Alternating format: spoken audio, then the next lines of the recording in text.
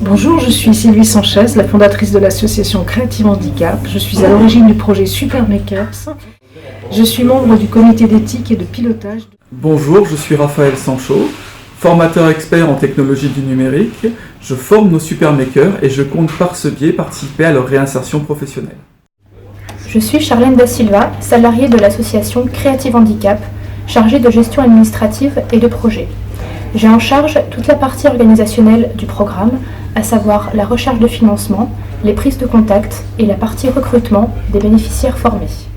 L'idée est née de la rencontre avec Raphaël Sancho, expert formateur en technologie sur du numérique. De la rencontre avec une maman d'un garçon autiste de 24 ans qui a rencontré énormément de difficultés depuis l'école primaire, qui depuis des années est dans l'inactivité par manque de diplôme, par manque de formation.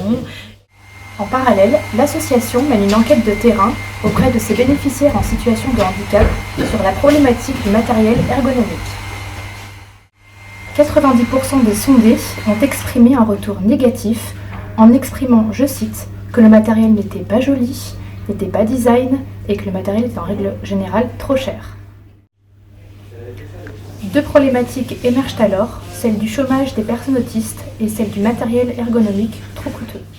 L'idée est née, former les personnes autistes aux techniques du numérique et mettre leurs compétences au service du handicap. Donc depuis tant d'années, j'ai pu me rendre compte que l'évolution sur le regard sur le handicap n'a pas beaucoup évolué et que même aujourd'hui, en 2018, la France est très en retard en matière d'autisme et de formation pour les personnes en situation de handicap et surtout de formation par rapport aux personnes autistes. Il est temps d'arrêter de voir l'autisme sous les défauts. Il faut mettre en avant les qualités et les forces autistiques.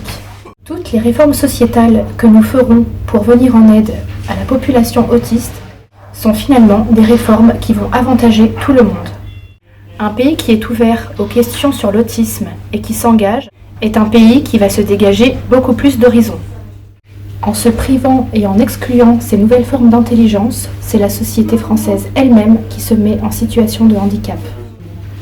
Contribuer à changer le regard sur l'autisme. Encouragez l'excellence de ces nouvelles formes d'intelligence.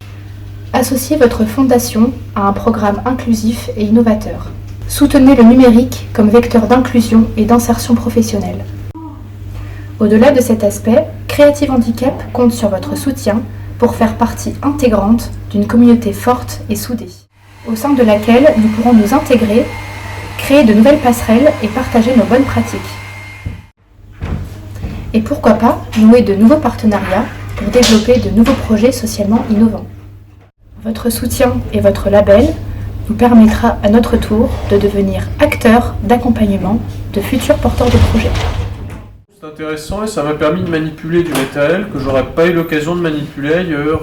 Par exemple un Arduino ou une imprimante 3D, je pense que j'aurais pas eu l'occasion d'en utiliser dans d'autres circonstances. Voilà.